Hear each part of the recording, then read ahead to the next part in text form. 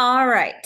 Since I like to respect everybody's time, I'm going to go ahead and get started. And if we have more folks, that's great. And they will join us. If not, we will end a little early and we will have a nice evening. So just to get us going,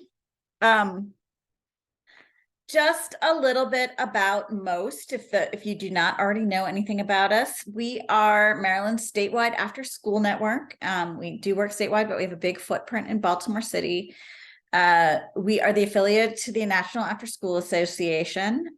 We do have a great newsletter. If you are not already signed up, I highly recommend that you go to our website. And at the top of the page, there's a place to sign up for I left out the org, to sign up for the newsletter. We chock that full of all kinds of resources, lots of STEM resources, specifically, but grants, you name it, it's in there. So that goes out about every 2 weeks. Just a little bit about me. If you haven't met me before, I am born and raised in Baltimore City. I've lived here all my life, with the exception of my 4 years of college. I went to Western. I have been in this role since 2009, which seems like forever. And I have a freshman and a rising freshman and a rising senior in high school. So pray for me this year. It's going to be fun. And I am a mom of also a beagle who likes to interrupt online Zoom meetings. So if you hear the beagle in the back, you'll know what is happening there. The howling kind of sounds like a little donkey, actually. So I know we're a small group, but I'd still love you to check in. Actually, if you want to come on camera or off mute and say who you are, what your organization is, and for the purposes of this meeting, how STEMmy are you? Where 1 is STEM is scary and 10 is you work for NASA. That will help me kind of gear my presentation tonight. And you can do it in the chat if you can't come off. I think I'll start. I'm not sure if Min Brian is like actually a person, so I'll He go. Okay.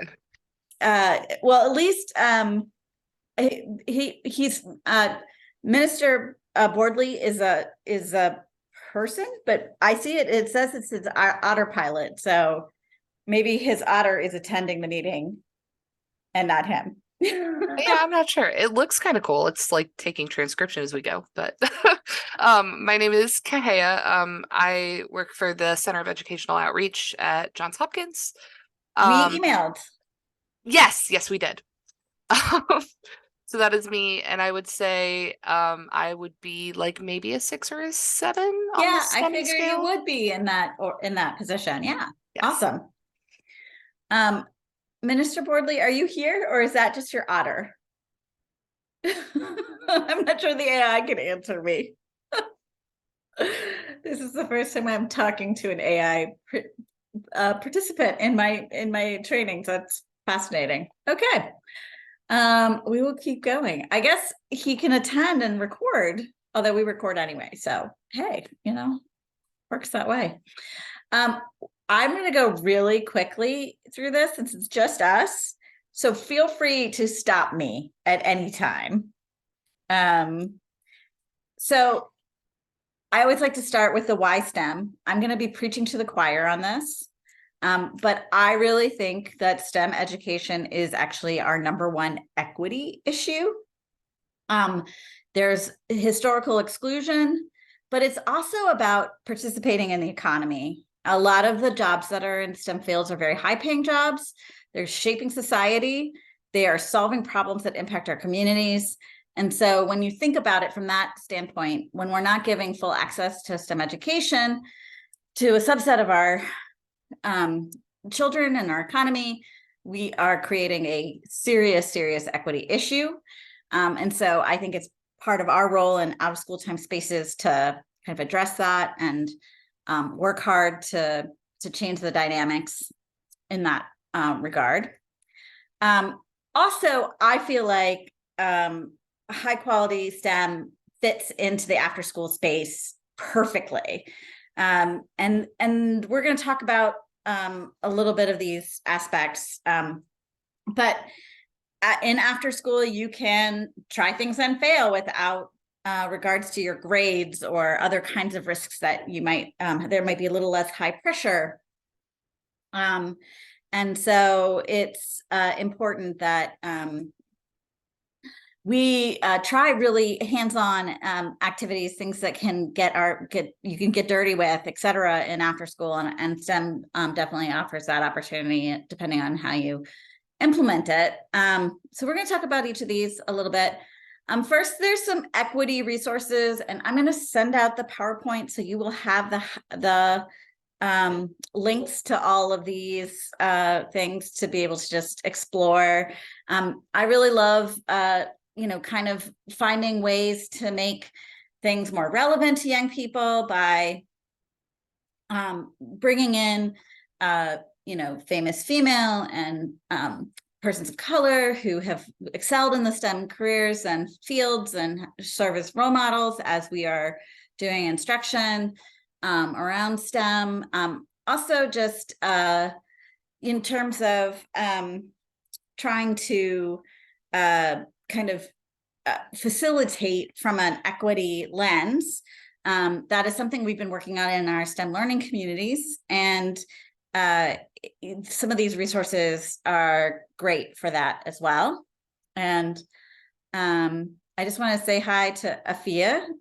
She's joined us from the Summer Funding Collaborative. We have a very small group tonight, so we're gonna move through and see how it goes.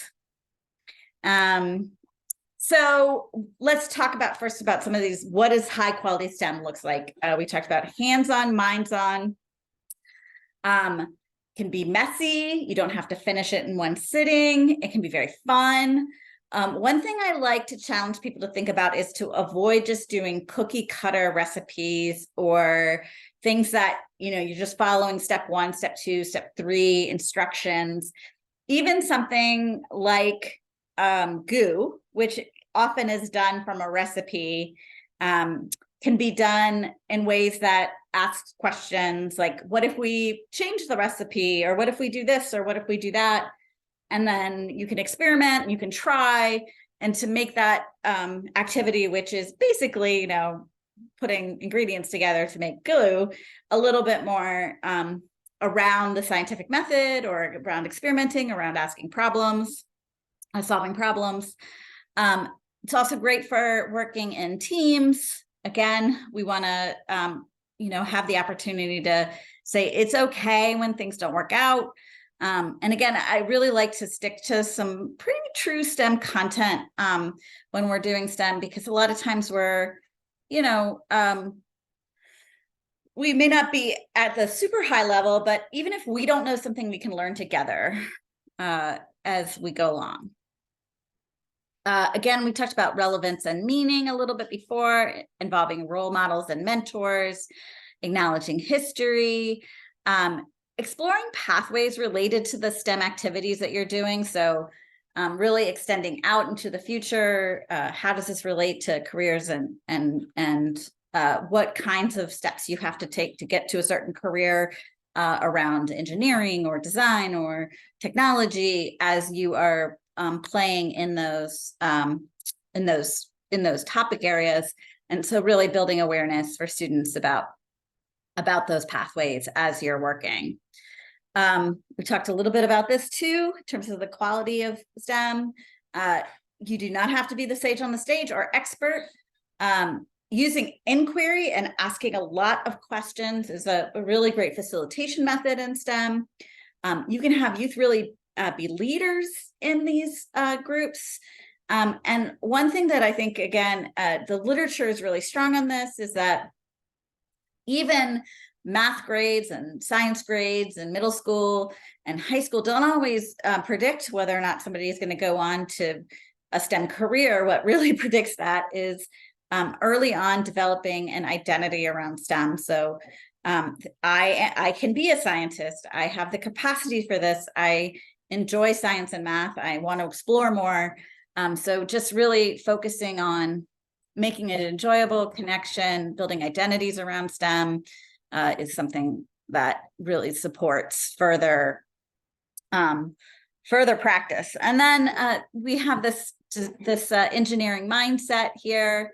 And this really can apply to any, the engineering, the E in STEM can really apply to all STEM projects, is that, you're starting with exploring materials, considering a real world problem, applying math and science, iterating, working in teams. All of these engineering mindsets are great. We have some additional resources around engineering mindset that I'll talk about a little bit later. So there are two places I like to send people to go deep diving around the quality of STEM. So one of those is the DOS planning tool. And so this is the Dimensions of Success. It is a tool, a program quality observation tool that was designed by this organization called PAIR. And it's pretty amazing. And the planning tool is something anyone can download and use. There is a whole DOS certification training that that we connect some of our learning community members to. And if you're interested in learning more about it, I can certainly tell you more about it. But the planning tool is just a kind of shows you how all the dimensions of success in STEM quality work. It really helps look at your program from if I'm going to facilitate STEM in a quality way, what's kind of the rubric for that? What does that look like? So I highly recommend downloading that planning tool and looking more at that. And then Click to Science is a really lovely, free online professional development place for STEM. And what they're trying to do with Click to Science is not just bring you content, like what you should be doing in STEM, but to bring the how of STEM. So they have great videos on building relevance. They have great videos on an inquiry process. They have great videos on just sort of modeling these STEM facilitation skills. They have activities that you can then share with staff. It's a really cool tool. And they actually have done a whole nother website specifically for facilitating engineering related things. So explore Click to Science PD. I love it. It's great. There's lots of things that you can then share with other people. And again, you will get this slide deck with all the links right there. So no worries to have to go back. So when I have a larger group and we're doing this training in person, I have run this activity. It might be difficult to do when we are just a couple of people, but I can walk through what we do in this activity and how you do it with young people. So this is basically storyboarding everybody has a phone. Kids have phones. They use them all the time, and they use apps, and they know what apps are. But they may not have thought about making their own apps and being creators of apps.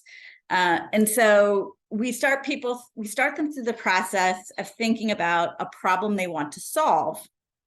And I've seen really great projects, things about buses running on time, things about picking up litter, things about all kinds of stuff that kids come up with, solving crime, solving relationship issues. They come up with really great ideas. And then usually we do this in groups, like 3 to 4 is a nice group. And we have them storyboard the app on paper. So work through a little bit of what does the home screen look like? When you press on the home screen, what are the options then to go to different places? What are some of the functions of the app? And then you have them kind of Shark Tank it and present it. And the beauty of this is that you can take this activity and then actually have them build apps. There are some really great resources. So the MIT App Inventor is the one that is most commonly used with Technovation, which is a girls' mobile app development competition. It's a global competition. They have a lot of resources on their website for how to do this work with students in terms of developing out. They have curriculum and training. So you don't have to have a huge amount of coding to be able to do some of this. And it's a real project that kids connect to that is part of their world for sure, because they know exactly how they're in this phone world even more than we are on the regular.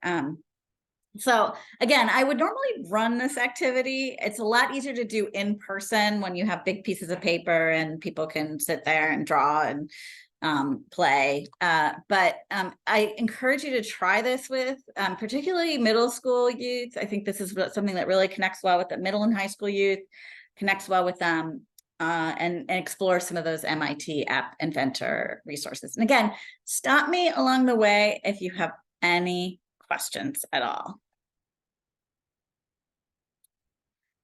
Another great resource, again, with a bunch of free content, is Mizzen by Mott. It is an app. You can download it on your phone from the App Store. And it has a huge amounts of STEM content on it. The California Academy of Science, NASA, PBS, and then a curriculum that's been developed in partnership with the STEM Next Opportunity Fund. I'll talk a little bit about them. So there's all sorts of stuff on there. Highly recommend exploring that content. Again, particularly if you're looking for some kind of high STEM content activities that you can just do quickly with young people, Mizzen is a great resource for that.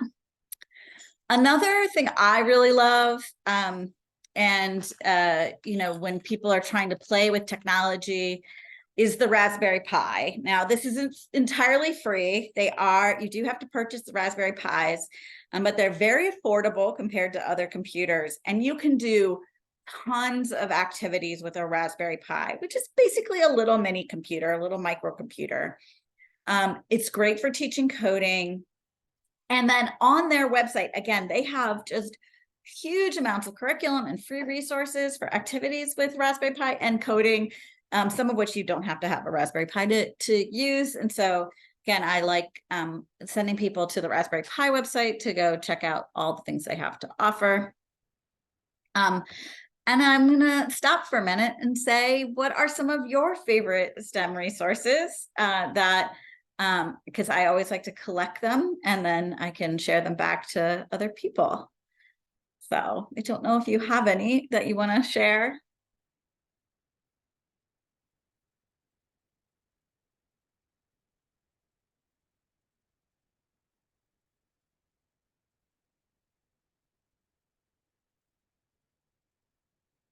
I know it's a small group, and one of you is an artificial intelligence, which is very STEMmy in some ways.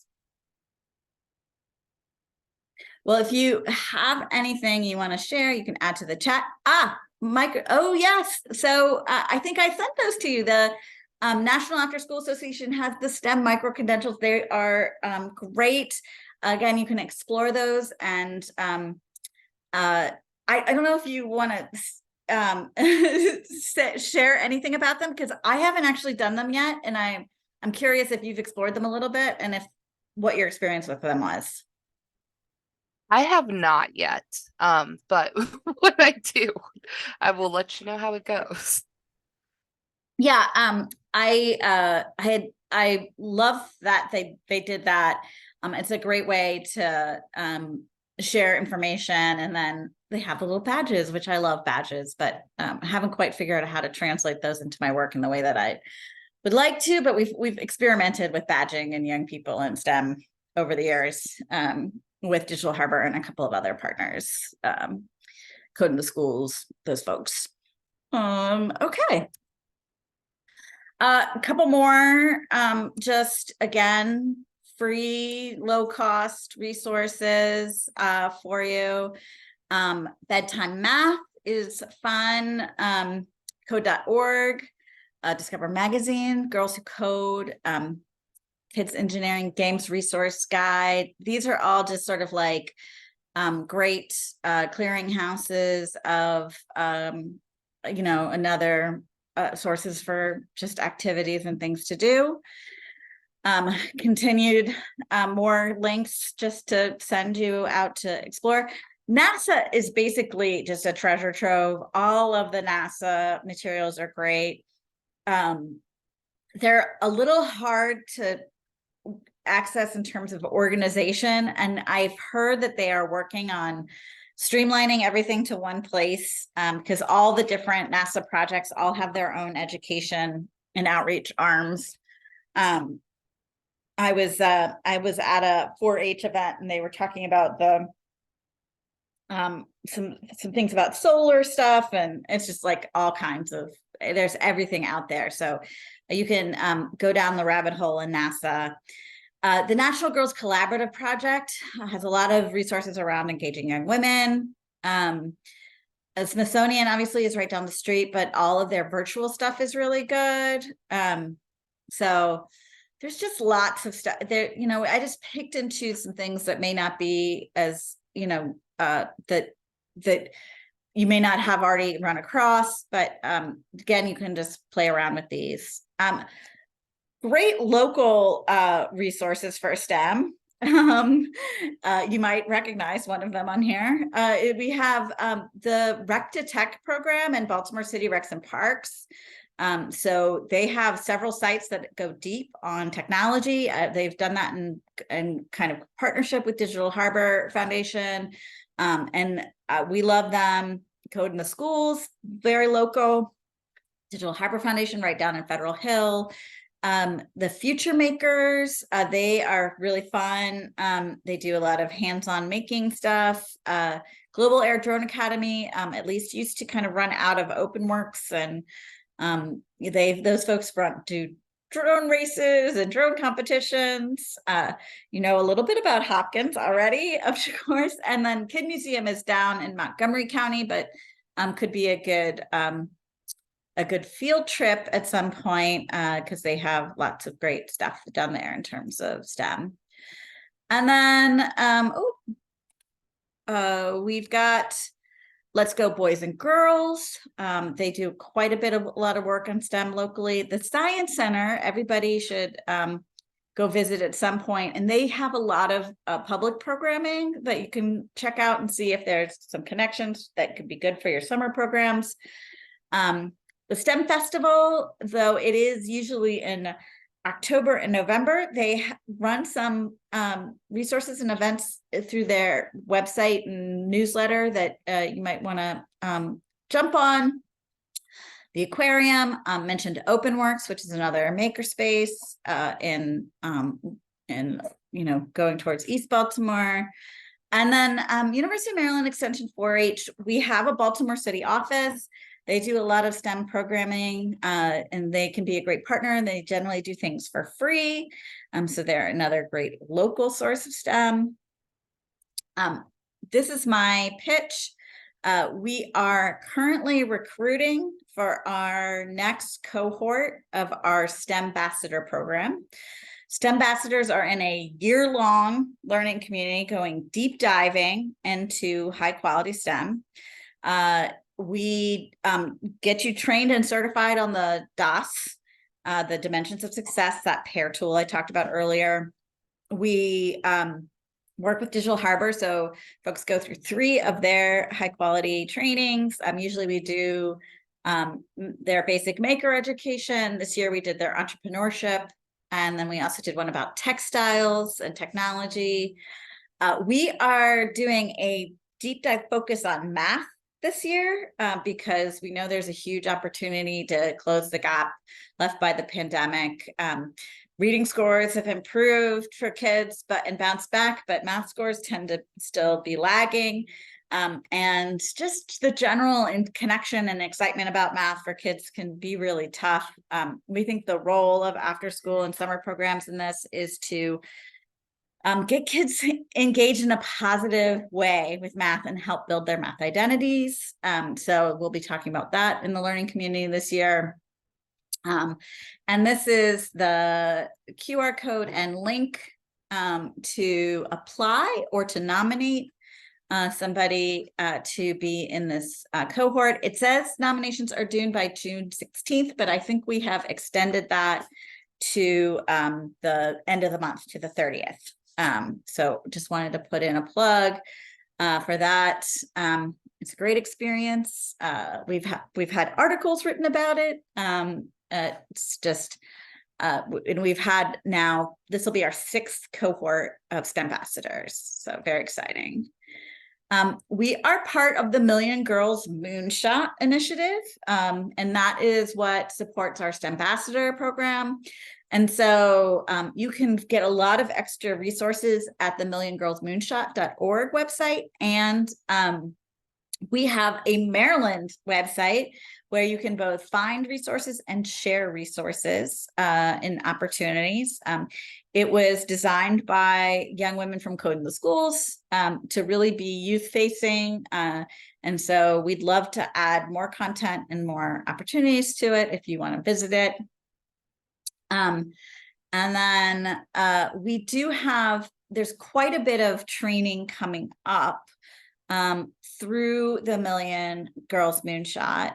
There's a whole cohort focused on elevating youth voice and choice in STEM. And that is with the Acres Project. That's a really cool STEM professional development project. And then after school math plus curriculum, which is really fun. You do things like jump roping and looking at paintings from a math lens and all kinds of really fun stuff in that after school math plus curriculum.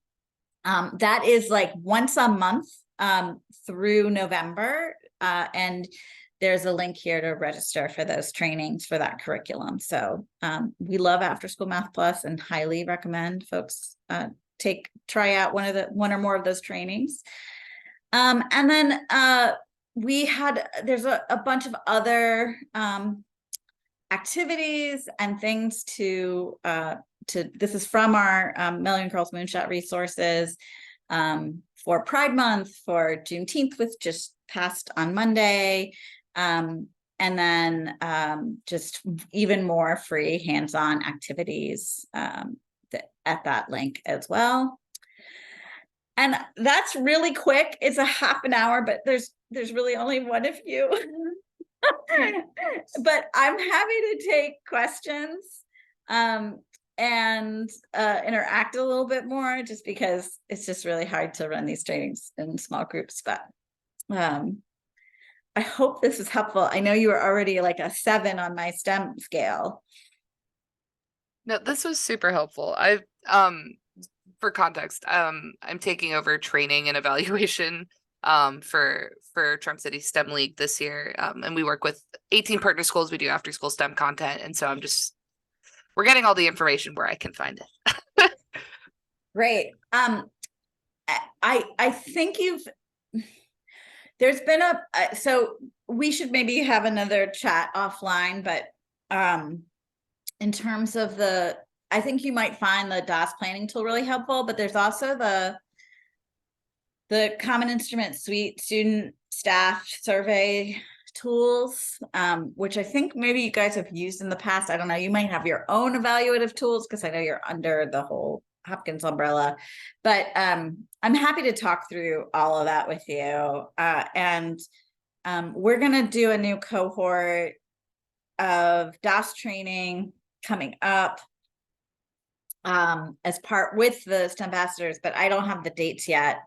But it may be something that you'd be interested in participating in, because I think it's really helpful for folks who are doing, technical assistance and evaluation and stuff for STEM programs. It's right up that alley. And I mean, you guys have a lot of your own curriculum and content already, but there might be some things in here to augment or, throw around or try new things. I'm always trying to help programs think through like what fits for them. It's hard to know. And what the right pieces are, depending on how technology savvy they are. You can go to different You can go really low-fi or you can go really high-fi, depending on how people feel in their comfort level. So I like talking through all that with folks. If you ever want to just chat, I'm here for you. Yeah, absolutely. I did have a question about STEM ambassadors, actually. Yep. The focus this year is math, which is wonderful. We're currently not a super math focused organization. However, I individually will be teaching math next fall. And so on a self-serving level, that's really cool. I don't know if that's helpful to Yeah, your so I think about it as math light in the sense that we want to really highlight the M in STEM here, right? And so it's not going to be like math only. It's going to be like, how can we bring the math that's already in the STEM activities out more and engage students in that in a way that makes them potentially, ideally, more excited about math. So our qualifications for STEM ambassadors, we've actually had a lot of school day teachers be STEM ambassadors, not a lot, but a few, with a handful. As long as they're running some kind of STEM focused after school programming, we're happy to have them in the cohort. So if you think it's something you'd be interested in, so orientation will be in August. And then and then we basically meet in some way, shape, or form monthly from there to May. And the trainings, the DHF trainings, we did 2 in person and 1 virtual last year. So I think we'll probably follow that model, and the in-person ones were 2 days, which might be a little hard for a school day teacher because it was basically a Friday into a Saturday, I think. But I'm not quite sure exactly what the schedule will look like this year. So those are just things to keep in mind. Okay. Yeah, my supervisor, Amanda Valador, did STEM ambassadors this year. Oh Um, yes, yeah, and she's really enjoyed it. So I was like, perhaps, perhaps I yeah, partake. Um, yeah. so that I think that's all I had in terms of questions, but this was very helpful. So I appreciate you taking time out of your day, even though there's not a whole lot of people here.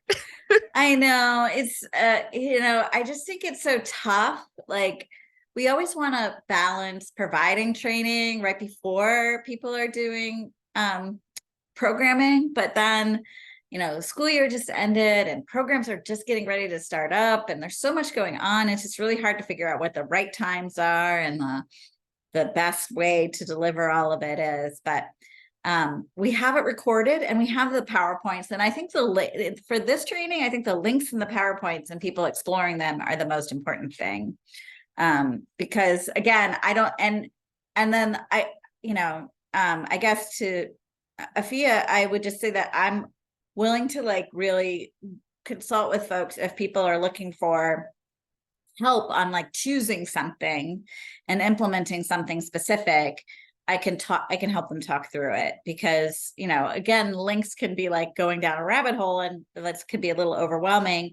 If you're not sure what direction you want to go in. And I can usually figure out just based on a few questions with folks, like what way to go. So I would offer that up as a follow-up to this training. If people are looking at the PowerPoint and like going, I don't know what to do. I'm happy to talk with folks.